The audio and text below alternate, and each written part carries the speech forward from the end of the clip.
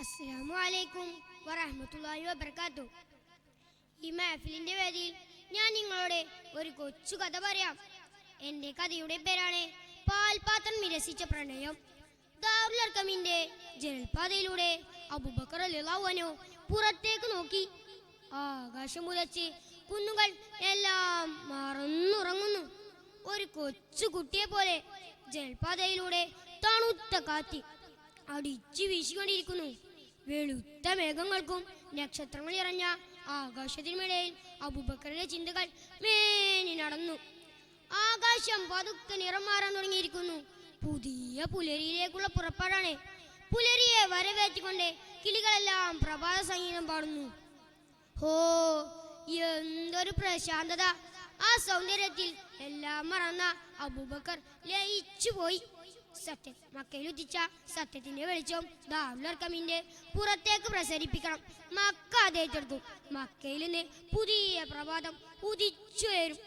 ആർക്കാണ് ഈ വെളിച്ചം തടഞ്ഞു നിർത്താനാവുക? അബൂബക്കറിന്റെ ചിന്തകൾക്ക് തീ പിടിക്കുകയാണ്. ഞാൻ പറയുന്നത് സത്യമാണ്. അത് മൂടി വെക്കുന്നത് എന്തിനാ? അത് പരസ്യമാക്കുക തന്നെ വേണം.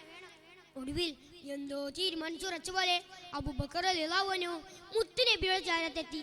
ശബ്ദം താഴ്ത്തി, എന്നാൽ കുറച്ച് ശബ്ദത്തിൽ അബൂബക്കർ റളിയല്ലാഹു അൻഹു പറഞ്ഞു തുടങ്ങി. നബിയെ, നമുക്ക് കഅബയിൽ ചെന്ന് പരസ്യമായി അള്ളാഹുവിനെ കുറിച്ച് പറയണം. ഒടുവിൽ സിദ്ദീഖ് തങ്ങളുടെ നിർബന്ധത്തിന് വഴങ്ങി മുഹമ്മദ് മുസ്തഫ സല്ലല്ലാഹു അലൈഹി വസല്ലം തങ്ങൾ പരസ്യമായി പ്രബോധനം നടത്താൻ അനുമതി കൊടുത്തു. അബൂബക്കർ റളിയല്ലാഹു അൻഹു കഅബയിലേക്ക് നടന്നു. തൊട്ടു പിന്നിലായി പ്രവാചകനും. എന്തെങ്കിലും ഒന്ന് സംഭവിക്കുന്നുവെങ്കിൽ അത് തനിക്കായിരിക്കണം എന്ന ഉറച്ച ചിന്തയാണ് സിദ്ദീഖ് തങ്ങളെ മുന്നിൽ നടക്കാൻ പ്രേരിപ്പിച്ചത്. ധിക്കാരികളും ഗോത്ര നേതാക്കളും ശിങ്കിടികളുമെല്ലാം ഒരുമിച്ചിരിക്കുന്ന ഒരു ജനസഞ്ചയത്തിലേക്കാണ് അവരാരെയും പേടിക്കാതെ അബൂബക്കർ റളിയല്ലാഹു അൻഹു കടന്നു ചെന്നത്.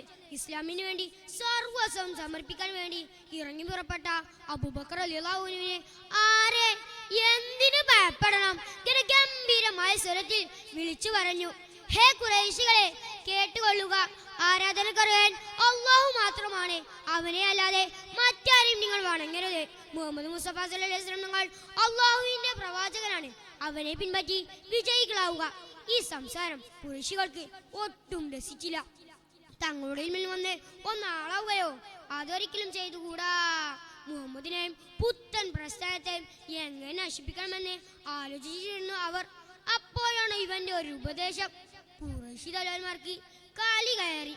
വീട്ടരുതവനെ കൂട്ടത്തിലാരോ വിളിച്ചലറി. പിന്നെ മുന്നും നോട്ടുണ്ടായിരുന്നില്ല. അവരെല്ലാവരും സിദ്ദീഖ് തങ്ങളുടെ അടുത്തേക്ക് പാഞ്ഞെടുത്തു. അധികാരികളായ ആൾക്കൂട്ടം കൂട്ടമായി പേടിച്ചു. ഒരാൾ ആണിയടിച്ചു കയറ്റിയ ദണ്ഡ കൊണ്ട് ഞാനടിച്ചു. ശരീരം രക്തം കൊണ്ട് ചുവന്നു. അബൂബക്കർ റളിയല്ലാഹു അൻഹു ബോധരഹിതനായി നിലത്ത് വീണു. മുഹമ്മദ് മുസ്തഫ സല്ലല്ലാഹു അലൈഹി വസല്ലം തങ്ങളുടെ ഇഷ്ടത്തോടെ നിലത്ത് വീണ് കിടക്കുകയാണ് അബൂബക്കർ റളിയല്ലാഹു അൻഹു. തന്റെ മകന്റെ ധന്യാവസ്ഥ കണ്ട് സൽമാവിയുടെ മീകളിൽ നിന്നും കണ്ണീർ ചാലിട്ടൊഴുകി. അബൂബക്കർ റളിയല്ലാഹു അൻഹു കണ്ണു തുറക്കുന്നത് പ്രതീക്ഷിച്ചിരുന്ന ഉമ്മ. ഒടുവിൽ 3 ദിവസത്തിന് ശേഷം അബൂബക്കർ റളിയല്ലാഹു അൻഹു കണ്ണു തുറന്നു. അത് പ്രതീക്ഷിച്ചിരുന്നു അവർ.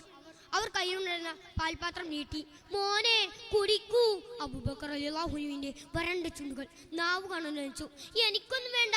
എന്റെ നബിക്കൊന്നും പറ്റിയെന്നറിയാതെ ഞാൻ ഈ വെള്ളം കുടിക്കില്ല. അബൂബക്കർ റളിയല്ലാഹു അൻഹു കൊച്ചുകുട്ടികളെ പോലെ വാശി പിടിച്ചു. ആ വാശിയോട് മത്സരിക്കാൻ അവർക്കാവില്ലായിരുന്നു. ഒടുവിൽ ഉമ്മയുടെയും സഹോദരിയുടെയും ചുമലിൽ തൂങ്ങി അബൂബക്കർ റളിയല്ലാഹു അൻഹു ദാറുൽ അർഖമിലെത്തി. നബിയെ കണ്ടു. ഇനി ആ പാത്രം തരൂ, ഞാൻ വെള്ളം കുടിക്കട്ടെ. മുഹമ്മദ് മുസ്തഫ സല്ലല്ലാഹു അലൈഹി വസല്ലം തങ്ങൾ സംതൃപ്തിയോടെ ഇരിക്കുന്നു എന്നറിഞ്ഞപ്പോൾ അബൂബക്കർ റളിയല്ലാഹു അൻഹു ഉമ്മയിൽ നിന്നും പാൽപാത്രം വാങ്ങി കുടിച്ചു. മുഹമ്മദ് മുസ്തഫ സല്ലല്ലാഹു അലൈഹി വസല്ലം തങ്ങളുടെ സ്നേഹം അബൂബക്കറിന്റെ ചിന്തയിൽ അലിഞ്ഞു ചേർന്നിരുന്നു.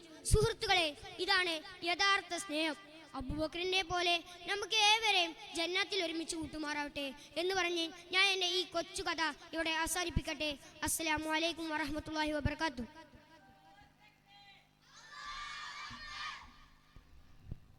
Next letter Ba on the stage. Judges please note. Next letter Ba.